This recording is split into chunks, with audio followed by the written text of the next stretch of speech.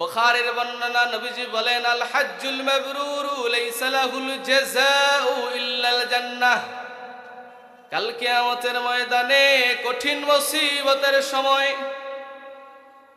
সবাই যখন নাফসি নাফসি করতে থাকবে, আল্লাহর হাবিব বলেন, আল্লাহ তাআলা বান্দাদেরকে ডেকে বলবেন, শোনো, আজকে আমি তোমাদের অন্য কোনো আমলের দিকে কর্ণপাত করলাম না। তোমাদের অন্য সব আমলে ত্রুটি থাকলেও তোমার আমল নামায় যেহেতু একটা কবুল হজ আছে, আজকে এই কবুল হজের বিনিময়ে তোমার জান্নাতটা দিয়ে দিলাম। আল্লাহ রাব্বুল আলামিন রাজি হয়ে গেলেন, খুশি হয়ে গেলেন। হাদিসে কুদসির মাধ্যমে, সুনান তিরমিজির হাদিসে আল্লাহ রাব্বুল আলামিন জবাব পাঠান, ইদা যুকিরিতু যুকিরিতা মাই হাবিব।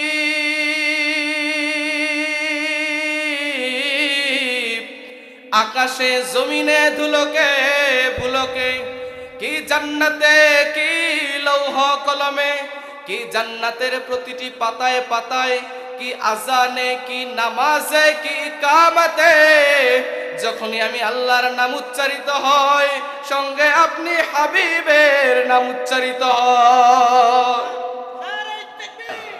ঈমান আনার পরে সবচেয়ে গুরুত্বপূর্ণ কাজ যেটা, সেটা হচ্ছে আল্লাহর জমিনে আল্লাহর আইন খেলাফত প্রতিষ্ঠার জন্য কাজ করা। এই কোরআন হচ্ছে আমাদের জন্য জান্নাতের সার্টিফিকেট। কোন দলের ভোট কখনোই আমাদের জন্য জান্নাতের সার্টিফিকেট হতে পারে না, ঠিক কিনা বলেন? তাহলে দিন ১৫০০ বছর আগে প্রতিষ্ঠা হয়েছে, ১৫০০ বছর আগে দিন বিজয়ী হয়েছে। কোন দল কিংবা সম্প্রদায়কে ভোটের মাধ্যমে দিন বিজয় হবে, এটা হচ্ছে রাজনৈতিক প্রতারণা ছাড়া কিচ্ছু নয়, ঠিক কিনা বলেন? কোন দলকে ভোট দিলে দিন বিজয়ী হবে, ভোট না দিলে দিন হেরে যাবে। আল্লাহর দিন কখনোই হেরে যেতে পারে?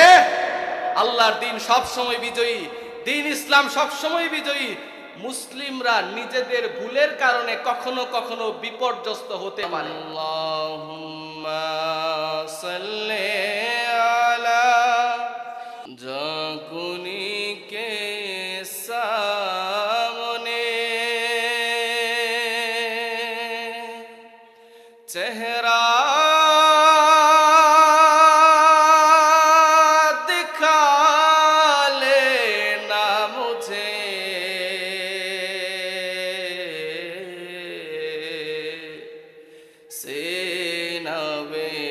दस्ते करम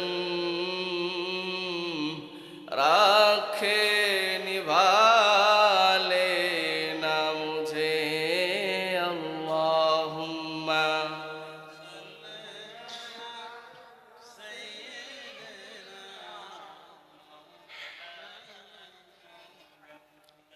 वाला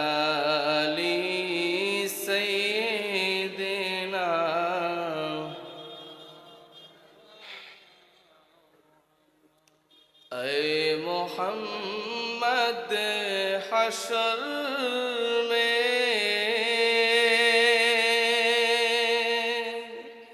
साथी बना लेना मुझे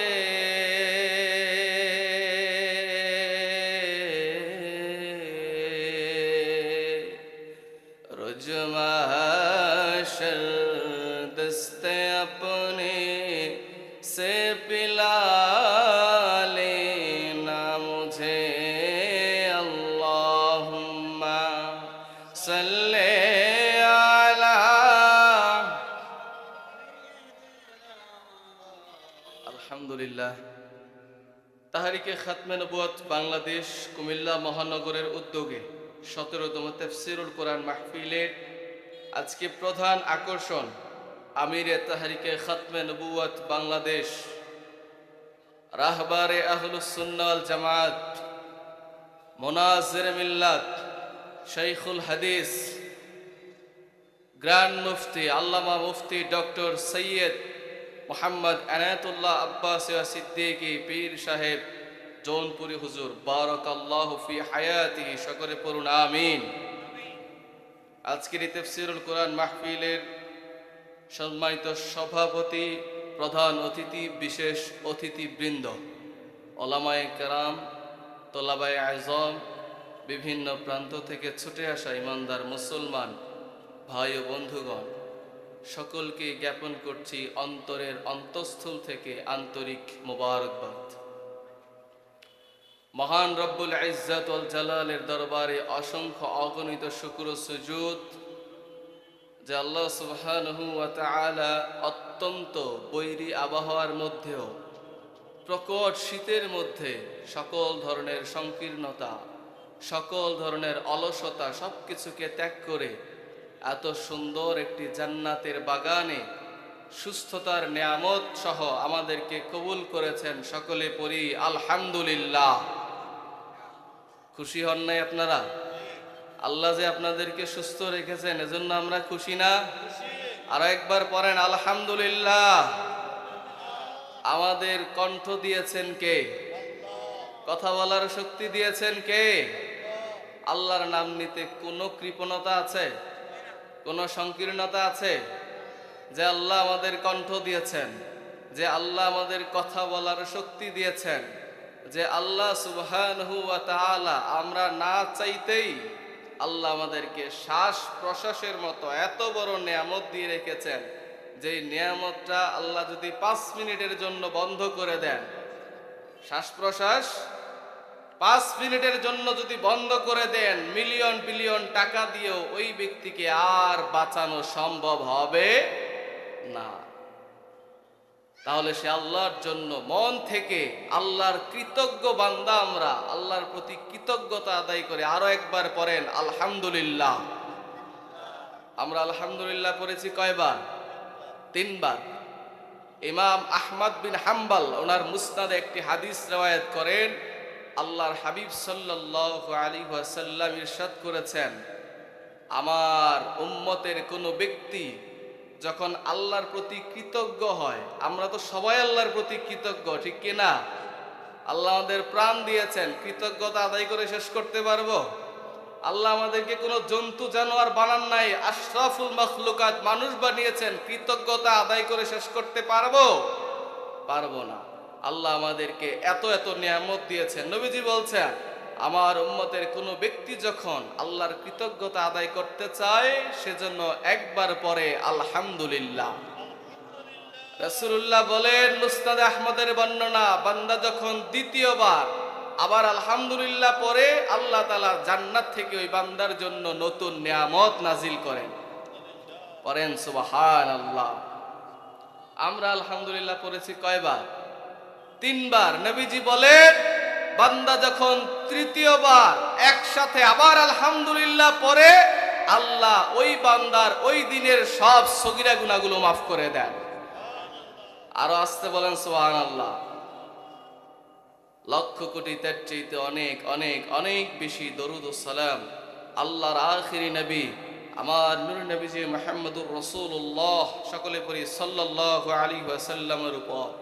আল্লাহ পাক যাকে সৃষ্টি করেছেন, নবী হিসেবে মনোনীত করেছেন, সাইয়্যিদুনা আবুনা হযরত আদমকে সৃষ্টির বহু আগে, কিন্তু দুনিয়ায় পাঠিয়েছেন আজ থেকে ১৫০০ বছর আগে, পৃথিবীর রাজধানী মক্কাতুল মুকাররমার সর্বশ্রেষ্ঠ বংশ কুরাইশ বংশে সর্বশ্রেষ্ঠ ও সর্বশেষ নবী ও রসূল হিসেবে, যার পরে আজ পর্যন্ত পৃথিবীতে অবশ্যই কোনো প্রকারই নবী কিংবা রসূল আসে নাই, এখনো নেই, কিয়ামত পর্যন্ত আসবে না।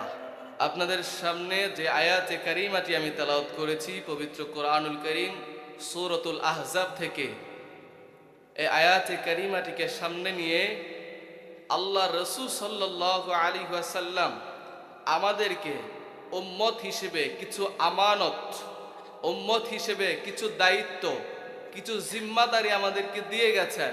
সেই জিম্মাদারিটি কি? আমানতটা কি? সবচেয়ে বড় আমানত কোনটা? এটা আমরা কিভাবে রক্ষা করব? আমাদের দায়িত্বগুলো আমরা কিভাবে পালন করব? এই বিষয়টা আমি খুব সংক্ষেপে অল্প সময়ের মধ্যে আলোচনা করার চেষ্টা করব।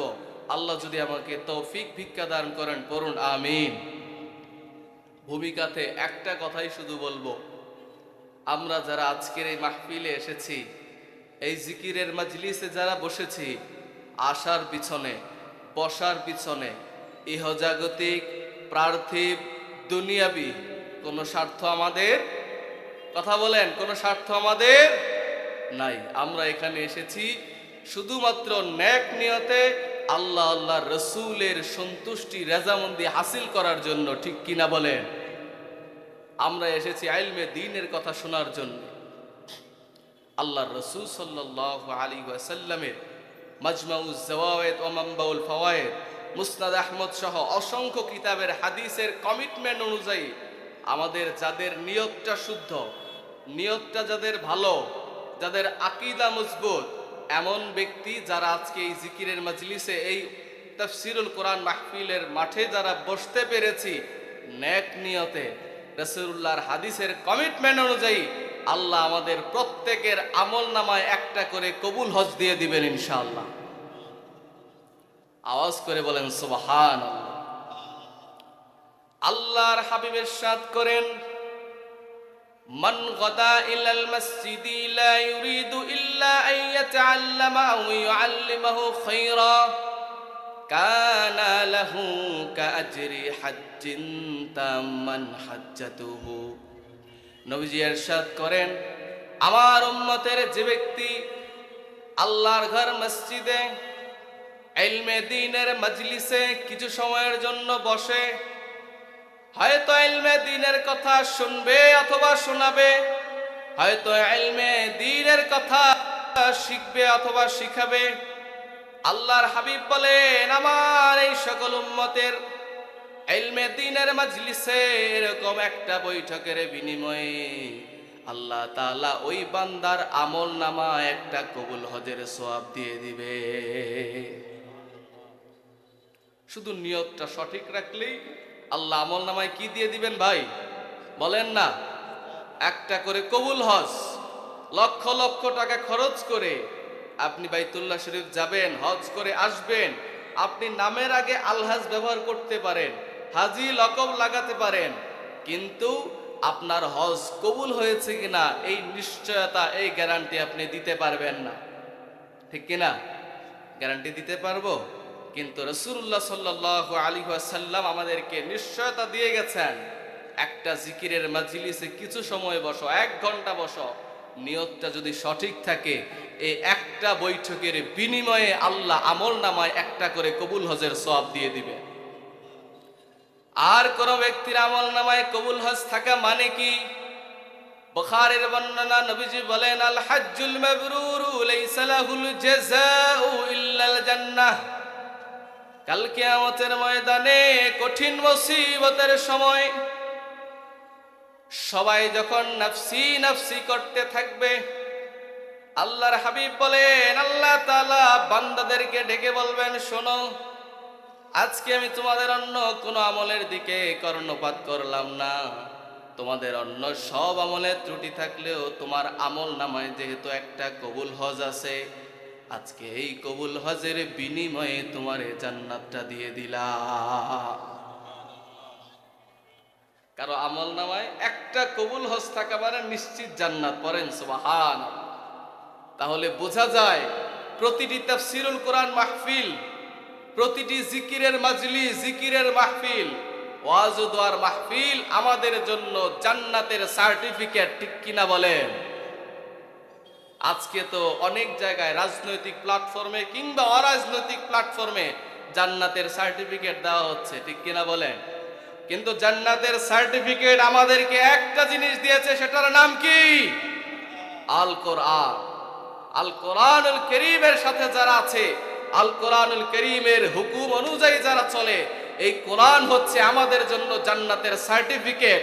কোন দলের ভোট কখনোই আমাদের জন্য জান্নাতের সার্টিফিকেট হতে পারে না, ঠিক কিনা বলেন? প্রিয় ভাইয়েরা আমার, আল্লাহ তাআলা আজকের এই জিকিরের মাহফিলকে, আজকের এই তাফসীরুল কোরআন মাহফিলকে কবুল করুন, পড়ুন আমিন।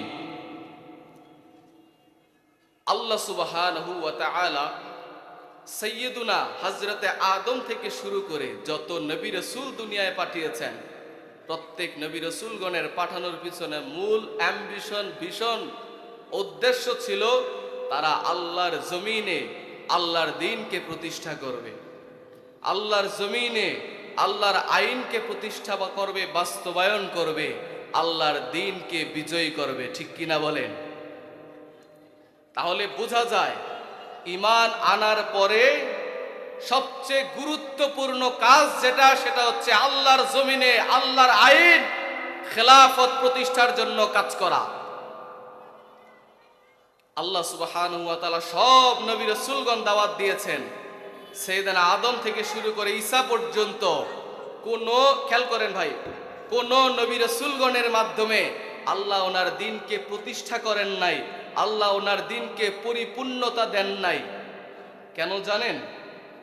কারণ ঈমান আনার পরে সবচেয়ে গুরুত্বপূর্ণ কাজ যেমন দ্বীন প্রতিষ্ঠা করা, সবচেয়ে গুরুত্বপূর্ণ কাজটা আল্লাহ তাআলা সম্পাদন করিয়েছেন সবচেয়ে গুরুত্বপূর্ণ, সবচেয়ে দামি মানুষের মাধ্যমে। পড়েন সুবহানাল্লাহ।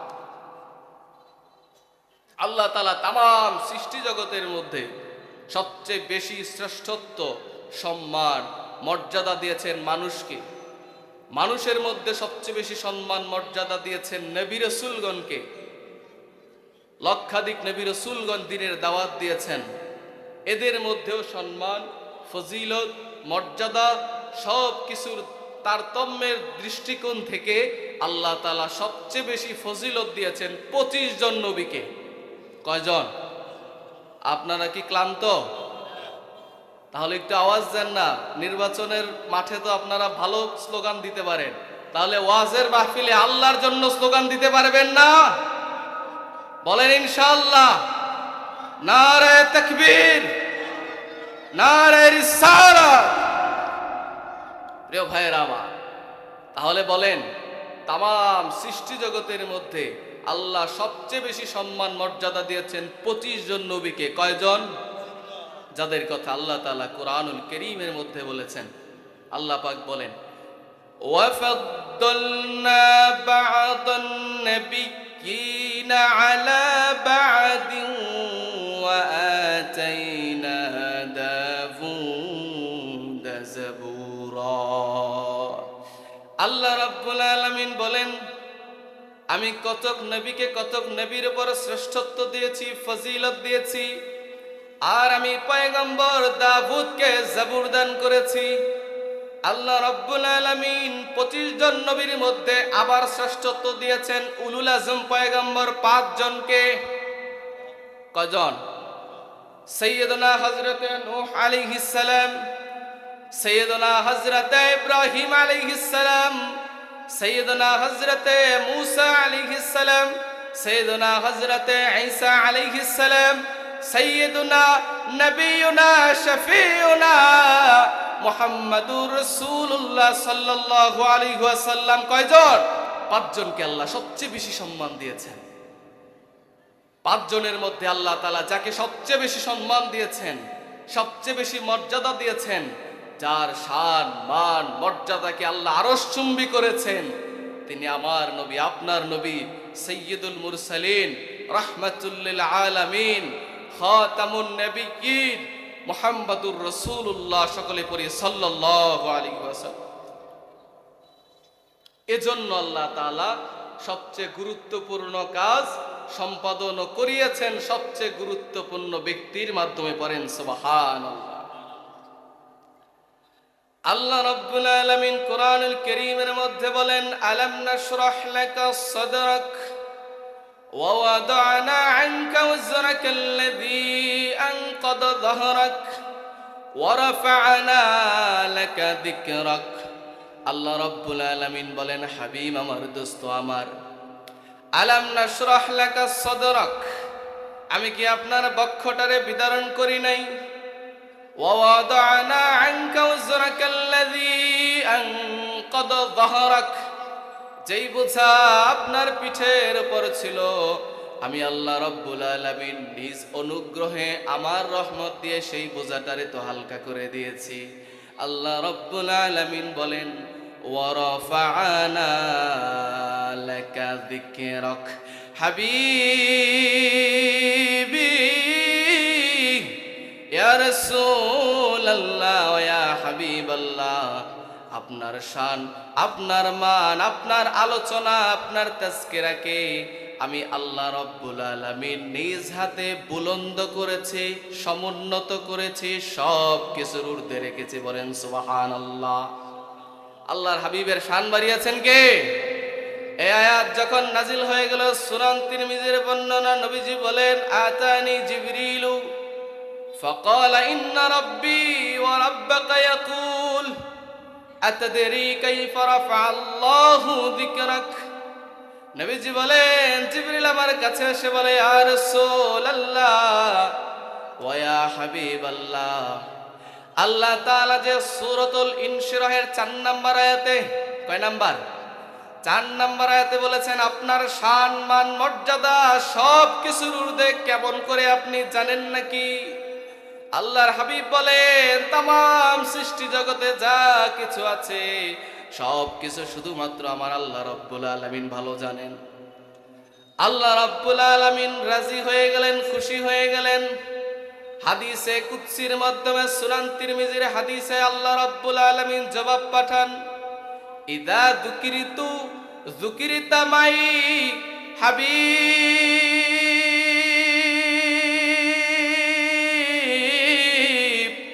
আকাশে জমিনে ধুলোকে ভুলোকে, কি জান্নাতে কি লৌহ কলমে, কি জান্নাতের প্রতিটি পাতায় পাতায়, কি আজানে কি নামাজে কি কামাতে, যখনই আমি আল্লাহর নাম উচ্চারিত হয় সঙ্গে আপনি হাবিবের নাম উচ্চারিত হয়।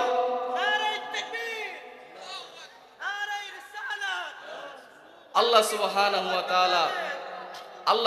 তাআলা নিয়ম করে দিলেন, যেখানে আল্লাহর নাম সেখানে রাসূলুল্লাহর নাম, যেখানে আল্লাহর জিকির সেখানে রাসূলুল্লাহর জিকির, যেখানে আল্লাহর নারে তাকবীর সেখানে রাসূলুল্লাহর নারে রিসালাত থাকবে। এই বিধান করেছেন কে? আওয়াজ করে বলেন ভাই, এই বিধান কার? এজন্য রব্বুল আলামিন আরশে আজিমে নিজের নামের পাশে আপন হাবিবের নাম লিখে রেখেছেন। সুবহানাল্লাহ বলবেন না? ইমাম হাকিম বর্ণনা করেন মুস্তাদরাক আলা সহিহাইনের বর্ণনা, ইমাম বাইহাকি রওয়ায়াত করেন দালাইলুন নুবুওয়ার মধ্যে, সাইয়্যিদুনা আবুনা হযরতে আদম যখন আল্লাহর কাছে তওবা করতে লাগলো, শত শত বছর তওবা করতে লাগলেন, তওবা কবুল হয় না।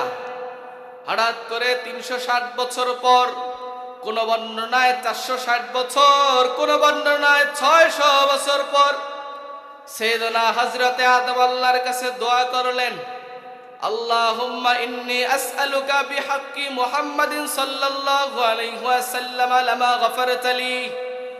আল্লাহ রাব্বুল আলামিন শত শত বছর তওবা করলাম, তওবা তো কবুল হয় না। আজকে তোমার হাবিব, তোমার দোস্ত মুহাম্মদ সাল্লাল্লাহু আলাইহি ওয়াসাল্লামের উসিলায় তওবা করলাম, আল্লাহ আমার তওবা কবুল করো। কে কে দোয়া করতেছেন? কে? আদম। উনি কি আমাদের মতো মানুষ নাকি নবী? আদম নবী আল্লাহর কাছে তওবা করছেন, আল্লাহর কাছে দোয়া করছেন, আল্লাহর হাবিব মুহাম্মদ সাল্লাল্লাহু আলাইহি ওয়াসাল্লামের ওসিলা দিয়ে পড়েন সুবহানাল্লাহ। তো আদম নবী যদি আমার নবীর ওসিলা দিতে পারে, আমি আপনি সেই নবীর উম্মত হয়ে আমরা কি রাসূলুল্লাহর ওসিলা দিয়ে আল্লাহর কাছে চাইতে পারবো না ভাই? কথা বলেন, চাইবো কিনা? যারা এর বিরুদ্ধে ফতোয়াবাজি করে এরা নামধারী মুসলিম, লেবাসধারী মুসলিম, আক্ষরিক অর্থে এরা মুনাফিক। কথা বুঝতে পেরেছেন? আদম আলাইহিস সালামের তওবা যে করলেন, আল্লাহ কি তওবা কবুল করেছেন? আল্লাহ রাব্বুল আলামিন জিজ্ঞাসা করলেন আদমকে, কাইফা আরাফতা মুহাম্মাদা, রে আদম আমার দোস্ত মুহাম্মদকে তো আমি এখনো অস্তিত্ব দেই নাই, তুমি কেমন করে তাকে চিনো? সাইয়েদনা হযরতে আদম বলেন, মালিক জান্নাতে যখন আমি ছিলাম, তোমাকে যখন সেজদা করলাম, সেজদা থেকে মাথা তুলে আমি তাকিয়ে দেখি তোমার আরশে আজিমের মধ্যে লেখা লা ইলাহা ইল্লাল্লাহু মুহাম্মাদুর রাসূলুল্লাহ। সাইয়েদনা হযরতে আদম বলেন, আল্লাহ এটাই তো প্রত্যেকটা ব্যক্তির ক্ষেত্রে নিয়ম। আমি আমার পাশে আমার পছন্দের মানুষকে বসাবো, ঠিক কিনা বলেন? আমার শত্রুকে আমার পাশে বসতে দিব? কথা বলেন না। দিব না। কিন্তু আমি যাকে ভালোবাসি, যাকে বেশি পছন্দ করি, তাকে আমার পাশে বসতে দিব। সেদিন আদম বলেন, আল্লাহ তোমার নামের পাশে মোহাম্মদ নাম দেখে আমি বুঝলাম এটা কোনো সাধারণ ব্যক্তি না, তিনি হয়তোবা তোমার কাছে খুব প্রিয় মানুষ, এজন্য ওনার উসিলা দিয়ে তোমার কাছে তওবা করছে। বলেন সুবহান। আল্লাহ রাব্বুল আলামিন ডেকে বলেন, সাদাকতা ইয়া আদম, আরে আদম তুমি সত্য বলেছো। শোনো শোনো, এই দুনিয়ায় আমার যত সৃষ্টি আছে, মুহাম্মদ সাল্লাল্লাহু আলাইহি ওয়াসাল্লাম तमाम সৃষ্টি জগতের মধ্যে আমার কাছে সবচেয়ে বেশি প্রিয়। সুবহানাল্লাহ বলবেন না? আল্লাহ রাব্বুল আলামিন বলেন, আজকে যেহেতু আমার দোস্ত মুহাম্মদ সাল্লাল্লাহু আলাইহি ওয়াসাল্লামের ওসিলা দিয়ে তওবা করেছো, রে আদম আজকে তোমার তওবাটা কবুল করে নিলাম, একই সাথে তোমার মর্যাদা বাড়িয়ে দিলাম। কেমন মর্যাদা? আল্লাহ রাব্বুল আলামিন বলেন, আজকে থেকে তোমার আদম সফিউল্লাহ রে আমি নবিউল্লাহ বানাই দিলাম। শুধুমাত্র আল্লাহর হাবিবের ওসিলা দিয়ে তওবা করার কারণে আল্লাহ তওবাও কবুল করলেন, আদমকে নবী হওয়ার মর্যাদাও দান করলেন। পড়েন সুবহানাল্লাহ। তাহলে সকল যুগের সকল মানুষের সকল নবীদের সাইয়্যিদুল আম্বিয়া রাহমাতুল লিল আলামিন আমার নবীজি মুহাম্মদুর রাসূলুল্লাহ, সকলে পড়ি সাল্লাল্লাহু আলাইহি ওয়াসাল্লাম। এজন্য আল্লাহ তাআলা ওনার মাধ্যমে সবচেয়ে গুরুত্বপূর্ণ যে কাজ আল্লাহর দ্বীন প্রতিষ্ঠা করা, এই দ্বীন প্রতিষ্ঠার কাজটা আল্লাহ সম্পাদন করিয়েছেন সবচেয়ে গুরুত্বপূর্ণ সবচেয়ে দামি মানুষের মাধ্যমে। তিনি কে? আমার নবী, আপনার নবী মুহাম্মদুর রাসূলুল্লাহ সাল্লাল্লাহু আলাইহি ওয়াসাল্লাম। প্রিয় ভাইয়েরা আমার, এজন্য আল্লাহ তাআলা আপন হাবিবের মাধ্যমে ১৫০০ বছর আগে দ্বীন প্রতিষ্ঠা করেছেন, দ্বীনকে বিজয়ী করেছেন, নবুয়ত রিসালাতের ধারাবাহিকতাকেও পরিপূর্ণ করেছেন, পরিসমাপ্ত করেছেন, নবুয়ত রিসালাতের ধারাবাহিকতাকে চিরতরে বন্ধ করে দিয়েছেন। বলেন সুবহান। আল্লাহ তাআলা বলেন, মা কানা মুহাম্মাদুন আবা আহাদিম মির রিজালিকুম ওয়ালাকির রাসূলুল্লাহ ওয়ালাকির রাসূলুল্লাহি ওয়া খাতামান নাবিয়্যিন ওয়া কানাল্লাহু বিকুল্লি শাইইন আলিমা। আল্লাহ রাব্বুল আলামিন বলেন, শোনো মুহাম্মদ সাল্লাল্লাহু আলাইহি ওয়াসাল্লাম তোমাদের মধ্য হতে প্রাপ্ত বয়স্ক কোন পুরুষ লোকের পিতা নন, বরং তিনি আল্লাহর রাসূল, আখিরি নবী। এই আয়াতে কারিমার মধ্যে আল্লাহ তাআলা আকীদার মৌলিক বিষয় আমাদের মাঝে তুলে ধরেছেন। সেই বিষয়টা কি?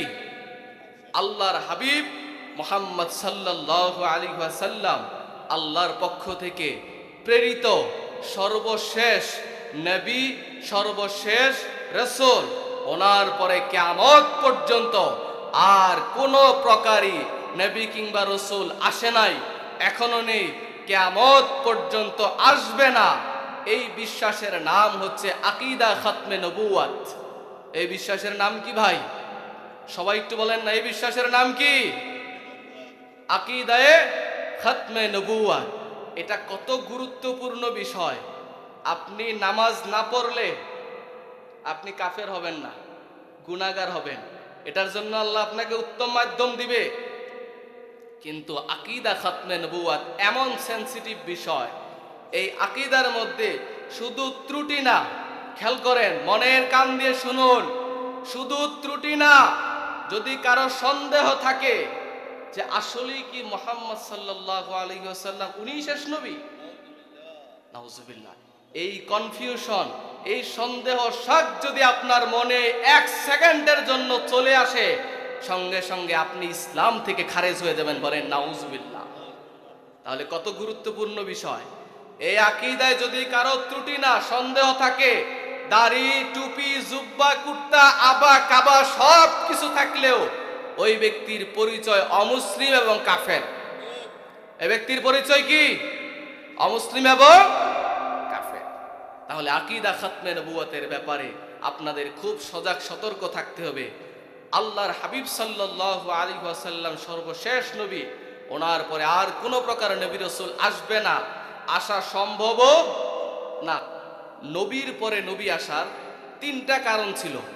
সাইয়েদনা আদম থেকে ঈসা পর্যন্ত আল্লাহ যত নবী রাসূলগণকে পাঠিয়েছেন, এখন মুহাম্মদুর রাসূলুল্লাহ সাল্লাল্লাহু আলাইহি ওয়াসাল্লাম, ওনার পরে যে আরো নবী আসবে, এটার সুযোগ থাকতে হবে না ভাই?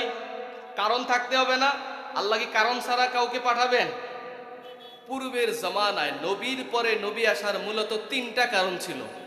নবীর পরে নবী আসার তিনটা কারণের প্রথম কারণ, পূর্বের সব নবী রাসূলগণ ছিলেন আঞ্চলিক নবী। একটু খেয়াল করি, পূর্বের সব নবী রাসূলগণ ছিলেন কি ভাই? আঞ্চলিক নবী, অর্থাৎ নির্দিষ্ট অঞ্চলের নবী, নির্দিষ্ট সম্প্রদায়ের নবী। একটা এলাকা ভিত্তিক ওনাদের দাওয়াত ছিল। মনে করেন এটা কুমিল্লা জেলার জন্য আল্লাহ একজনকে মনোনীত করলেন যে ওনার দাওয়াতের সীমাবদ্ধতা শুধু কুমিল্লা জেলায়, তাহলে ঢাকার মানুষকে দাওয়াত দিবে কে? আরেকজন লাগবে কিনা? পূর্বের জমানার নবী রাসূলগণ ছিলেন এরকম আঞ্চলিক নবী, অঞ্চল ভেদে নবী। এজন্য এক এলাকায় একজন নবী আসলে অন্য এলাকায় আরেকজন নবীর প্রয়োজন হতো। এজন্য সব নবী রাসূলগণ ওনারা দাওয়াতও দিয়েছেন নিজের সম্প্রদায়ের মানুষকে, অন্য সম্প্রদায়ের মানুষকে দাওয়াত দেন নাই। যেমন আল্লাহ তাআলা পবিত্র কোরআনুল কারীমের মধ্যে বলেন, ওয়ালাকাদ আরসালনা নূহান ইলা কওমিহি ফাকালা ইয়া কওমি ইবুদুল্লাহ মা লাকুম মিন ইলাহিন গায়রুহু। আল্লাহ রাব্বুল আলামিন বলেন, আর আমি নূহকে পাঠিয়েছি তার সম্প্রদায়ের কাছে।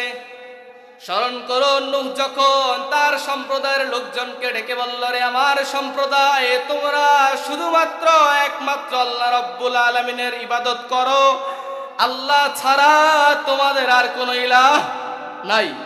হযরতে নূহ আলাইহিস সালাম নিজের সম্প্রদায়কে ডেকে বলেছেন, হে আমার সম্প্রদায়, তোমরা শুধুমাত্র আল্লাহ রাব্বুল আলামিনের ইবাদত করো। ভাই একটু বুঝে থাকলে বলেন, হযরতে নূহ আলাইহিস সালাম দাওয়াত দিয়েছেন কাদেরকে? নিজের সম্প্রদায়কে। বলেন না, নিজের সম্প্রদায়কে দাওয়াত দিয়েছেন। একই ভাবে আল্লাহ তাআলা হযরতে হুদ আলাইহিস সালাতু ওয়াস সালামের ব্যাপারে বলেন, ওয়া ইলা আদিন আখাহুম হুদান ক্বালা ইয়া কওমি ইবুদুল্লাহ মা লাকুম মিন ইলাহিন গায়রুহু। আল্লাহ রাব্বুল আলামিন বলেন, আদ জাতির কাছে পাঠিয়েছি হুদকে। হযরতে হুদ যখন তার সম্প্রদায়কে ডেকে বলল, রে আমার সম্প্রদায়, তোমরা শুধুমাত্র একমাত্র আল্লাহ রাব্বুল আলামিনের ইবাদত করো, কারণ আল্লাহ ছাড়া তোমাদের আর কোনো ইলাহ নাই। এমনি ভাবে হযরতে সালেহ আলাইহিস সালাম শুধুমাত্র দাওয়াত দিয়েছেন সামুদ জাতিকে। এমনি ভাবে হযরতে ইব্রাহিম দাওয়াত দিয়েছেন নিজের সম্প্রদায়কে। হযরতে মুসা, হযরতে ঈসা আলাইহিস সালাম দাওয়াত দিয়েছেন শুধুমাত্র বনি ইসরাইলকে। ঠিক কিনা বলেন? এজন্য পূর্বের সব নবী রাসূলগণ ছিলেন আঞ্চলিক নবী। এজন্য হযরতে ইয়াকুব আলাইহিস সালাতু ওয়াস সালাম নবী ছিলেন যখন কেনানে, ওনার সন্তান হযরতে ইউসুফ নবী ছিলেন তখন মিশরে। সুবহানাল্লাহ বলবেন না? একই সময় দুইজন নবী, বাবা নবী কেনানে, সন্তান নবী মিশরে। বলেন সুবহানাল্লাহ। এটা আগে সম্ভব ছিল কেন? কারণ ওনারা ছিলেন অঞ্চল ভেদে নবী, আঞ্চলিক নবী। কিন্তু আজ থেকে ১৫০০ বছর আগে আল্লাহর আখিরি নবী নূর নবীজি আমার মুহাম্মদুর রাসূলুল্লাহ সাল্লাল্লাহু আলাইহি ওয়াসাল্লাম তো শুধু মক্কাবাসীর নবী ছিলেন না, ছিলেন নাকি? আল্লাহর আখিরি নবী মুহাম্মদুর রাসূলুল্লাহ তো শুধু মদিনাবাসীর জন্যই নবী ছিলেন না, বরং তিনি কাদের জন্য নবী ছিলেন? আল্লাহ রাব্বুল আলামিন কোরআনুল কারীমের মধ্যে বলেন, কুল ইয়া আইয়ুহান নাসু ইন্নী রাসূলুল্লাহি ইলাইকুম জামিআ। আল্লাহ রাব্বুল আলামিন বলেন, হাবিব আমার, দোস্ত আমার, আপনি শুধু মক্কাবাসীকে না, শুধু মদিনাবাসীকে না, তামাম সৃষ্টি জগতে যত মানুষ আছে সব মানুষদেরকে ডেকে বলেন, আমি তোমাদের তামাম সৃষ্টি জগতের সব মানুষের জন্য আল্লাহ রাব্বুল আলামিনের পক্ষ থেকে প্রেরিত নবী এবং রাসূল। সুবহানাল্লাহ। এজন্য সব নবীর পরে নবী আসলেও মুহাম্মাদুর রাসূলুল্লাহর পরে আর কোন প্রকার নবী রাসূল আসা সম্ভব? কথা বলেন, সম্ভব? নবীর পরে নবী আসার দ্বিতীয় কারণ ইমাম ফখরুদ্দিন রাজি রাহিমাহুল্লাহ তাফসীরুল কবিরের মধ্যে লিখেন, ওয়া ইন তারাকা শাইআম মিনান নাসিহাতি ওয়াল বায়ান ইস্তাদরিকুহু মান ইয়াতি বা'দাহ। নবীর পরে নবী আসার দ্বিতীয় কারণ ছিল পূর্বে কোন নবী কোন কাজ শুরু করার পর শেষ করার আগেই যদি আল্লাহর ডাক চলে আসতো আল্লাহর কাছে চলে যেতেন, পরবর্তীতে ওই কাজটাকে সম্পন্ন করার জন্য পরিপূর্ণ করার জন্য আল্লাহ আরেকজন নবী পাঠাতেন। তা আপনাদের কাছে আমার প্রশ্ন, আমার নবী আপনার নবী মুহাম্মদুর রাসূলুল্লাহ সাল্লাল্লাহু আলাইহি ওয়াসাল্লাম উনি কি ১৫০০ বছর আগে আমাদের জন্য কোনো কাজ বাকি রেখে গেছেন? কথা বলেন, বাকি রেখে গেছেন? বরং আল্লাহর হাবিব সাল্লাল্লাহু আলাইহি ওয়াসাল্লাম আরাফার ময়দানে ভাষণ দিচ্ছিলেন। আসরের শেষ সময় মাগরিবের কিছু আগে আল্লাহ রাব্বুল আলামিন আয়াতে কারিমা নাজিল করে দিলেন, আল ইয়াওমা আকমালতু লাকুম দীনাকুম ওয়া আতমামতু আলাইকুম নি'মাতি ওয়া রাদিতু লাকুমুল ইসলাম দীনা। আল্লাহ রাব্বুল আলামিন জানিয়ে দিলেন, আজকে তোমাদের উপর আমার এই দ্বীন ইসলামকে পরিপূর্ণ করলাম। বলেন সুবহানাল্লাহ। ওয়া আতমামতু আলাইকুম নি'মাতি, আর তোমাদের উপর আমার নিয়ামতকে পরিপূর্ণ করে দিলাম। ওয়া রাদিতু লাকুমুল ইসলাম দীনা, আর দ্বীন ইসলামকে তোমাদের জন্য সন্তুষ্ট চিত্তে দ্বীন ইসলামকে একমাত্র দ্বীন হিসেবে তোমাদের জন্য মনোনয়ন দিলাম। তাহলে দ্বীন ১৫০০ বছর আগে প্রতিষ্ঠা হয়েছে, ১৫০০ বছর আগে এই দ্বীন বিজয়ী হয়েছে। কোন দল কিংবা সম্প্রদায়কে ভোটের মাধ্যমে দ্বীন বিজয় হবে এটা হচ্ছে রাজনৈতিক প্রতারণা ছাড়া কিচ্ছু নয়, ঠিক কিনা বলেন? কোন দলকে ভোট দিলে দ্বীন বিজয়ী হবে, ভোট না দিলে দ্বীন হেরে যাবে। আল্লাহর দ্বীন কখনোই হেরে যেতে পারে? আল্লাহর দ্বীন সবসময় বিজয়ী, দ্বীন ইসলাম সবসময় বিজয়ী। মুসলিমরা নিজেদের ভুলের কারণে কখনো কখনো বিপর্যস্ত হতে পারে, ঠিক কিনা বলেন? তাহলে আল্লাহ রাব্বুল আলামিন দ্বীন ইসলামকে পরিপূর্ণ করেছেন। আল্লাহর আখিরি নবী মুহাম্মাদুর রাসূলুল্লাহ আমাদের জন্য কোনো কাজকে বাকি রেখে যান নাই। এজন্য সব নবীর পরে নবী আসলেও আল্লাহর আখিরি নবী মুহাম্মাদুর রাসূলুল্লাহর পরে আর কোনো নবী আসবে না। নবীর পরে নবী আসার তৃতীয় কারণ ছিল পূর্বের জমানায় আল্লাহ প্রত্যেক নবীকে, অধিকাংশ নবীকে শরীয়ত হিসেবে, সাংবিধানিক বই হিসেবে আসমানি গ্রন্থ কিতাব দিতেন। যেমন সাইয়েদনা মুসাকে দিয়েছিলেন একটা কিতাব, এটার নাম কি? তাওরাত। সাইয়েদনা হযরতে ঈসা আলাইহিস সালাতু ওয়াস সালামকে দিয়েছিলেন ইনজিল, যেটার একসাথে করে এখন Bible, old testament, new testament বিভিন্ন নামকরণ করা হয়েছে। হযরতে দাউদ আলাইহিস সালাতু ওয়াস সালামকে দিয়েছিলেন জাবুর। তো এই কিতাবগুলো সংরক্ষণের দায়িত্ব ছিল নবীদের। কাদের? নবীদের। নবীরা যখন আল্লাহর কাছে চলে যেতেন, পরবর্তীতে উনাদের নাফরমান উম্মত এই কিতাবগুলোকে সংযোজন বিয়োজন করত, বিকৃত করে ফেলত। মনে করেন লেখা ছিল মদ খাওয়া হারাম, নবী চলে গেছে, বলতেছে এখন তো আর আমাদের বাধা দেওয়ার কেউ নাই, এটার মধ্যে লিখে দাও মদ খাওয়া হালাল। বলেন নাউজুবিল্লাহ। এটা লিখে দিয়ে বলতেছে এটাই হচ্ছে খোঁজার বাণী। বলেন নাউজুবিল্লাহ। এভাবে তারা বিকৃত করে ফেলতো। কিন্তু আল্লাহ রাব্বুল আলামিন আজ থেকে ১৫০০ বছর আগে আল্লাহর আখিরি নবী নূর নবীজি মুহাম্মাদুর রাসূলুল্লাহর উপর যে কিতাব দিয়েছেন, এই কিতাবের নাম কি? আওয়াজ করে বলেন, এই কিতাবের নাম কি? এই কিতাবটা সংরক্ষণের দায়িত্ব আল্লাহ তাআলা কোনো মানুষকে দিয়েছেন নাকি? সংরক্ষণের দায়িত্ব আল্লাহ সাহাবীদেরকে দিয়েছেন নাকি? এই কিতাব সংরক্ষণের দায়িত্ব কার? একটু আওয়াজ করে বলেন, এই কিতাব সংরক্ষণের দায়িত্ব কার?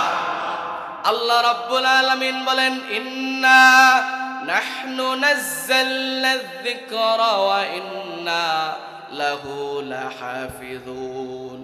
আল্লাহ রাব্বুল আলামিন বলেন, এই কিতাব নাজিল করেছি আমি, আর এই কিতাব সংরক্ষণের দায়িত্ব আল্লাহ রাব্বুল আলামিনের। এজন্য কাল কিয়ামত পর্যন্ত সব কিতাবগুলো বিকৃত হয়ে যাবে, সব বইয়ের মধ্যে ভুল খুঁজে পাওয়া যাবে, কিন্তু আল্লাহর কোরআনের কোনো বিকৃত হবে না, ঠিক কিনা বলে? এজন্য সব নবীর পরে নবী আসলেও মুহাম্মদুর রাসূলুল্লাহর পরে আর কোনো নবী আসা সম্ভব না। প্রিয় ভাইয়েরা আমার, যেই কথাটা আমি বলতে চেয়েছি, এতক্ষণে যে বিষয়টা আপনাদেরকে বোঝাবার চেষ্টা করেছি, সেটা হচ্ছে আকীদা খতমে নবুওয়াত। আল্লাহর হাবিব মুহাম্মদ সাল্লাল্লাহু আলাইহি ওয়াসাল্লাম আল্লাহর পক্ষ থেকে প্রেরিত সর্বশেষ নবী ও রাসূল, ওনার পরে আর কোনো প্রকার নবী রাসূল আসবে না। এই আকীদার নাম আকীদা খতমে নবুওয়াত। এই আকীদায় যদি আপনার ত্রুটি না সন্দেহ থাকে, তবুও আপনি দাড়ি টুপি জুব্বা কুর্তা নামাজ কালাম হজ যাকাত সব কিছু করলেও আপনি নিজেদেরকে ইমানদার মুসলিম বলতে পারবেন না। তাহলে এই বিষয়ে আমরা সোচ্চার হব তো ইনশাআল্লাহ? তাহরিকে খতমে নবুওয়াত বাংলাদেশ দীর্ঘদিন যাবৎ কাজ করে যাচ্ছে। আপনারা যারা কাজ করতে ইচ্ছুক, খতমে নবুওয়াতের কাজ বা এটা কোনো দলের মাসলাকের মতাদর্শের কাজ না, সকল দল মত মাসলাক মতাদর্শ সব কিছুর ঊর্ধ্বে রাসূলুল্লাহর খতমে নবুওয়াত, ঠিক কিনা বলেন? এজন্য আমরা কে কোন পীরের মুরিদ, কে কোন মাসলাকের অনুসারী, কোনো কিছু খেয়াল করব না। খতমে নবুওয়াতের ইস্যুতে আমরা ঐক্যবদ্ধ হব তো ইনশাআল্লাহ? আল্লাহ তাআলা আমাদের সকলকে কবুল করুক, মঞ্জুর করুক। তাহরিক খতমে নবুওয়াত কুমিল্লা মহানগরে দায়িত্ব আছেন আমাদের হাফেজ জুয়েল ভাই, আরো যারা যারা আছেন ওনাদের সাথে আপনারা যোগাযোগ রাখবেন ইনশাআল্লাহ। খতমে নবুওয়াতের কাজে সবাই আমরা ভাই ভাই, ঠিক কিনা বলেন? আমাদের শায়েখের যে স্লোগান, মাসলাক যার যার দ্বীন ইসলাম সবার, এই স্লোগানকে সামনে রেখে আমরা খতমে নবুওয়াতের কাজ করতে পারবো তো ইনশাআল্লাহ? আল্লাহ আমাদের সকলকে কবুল করুন, আমিন। আসসালামু আলাইকুম ওয়া রাহমাতুল্লাহি ওয়া বারাকাতুহু।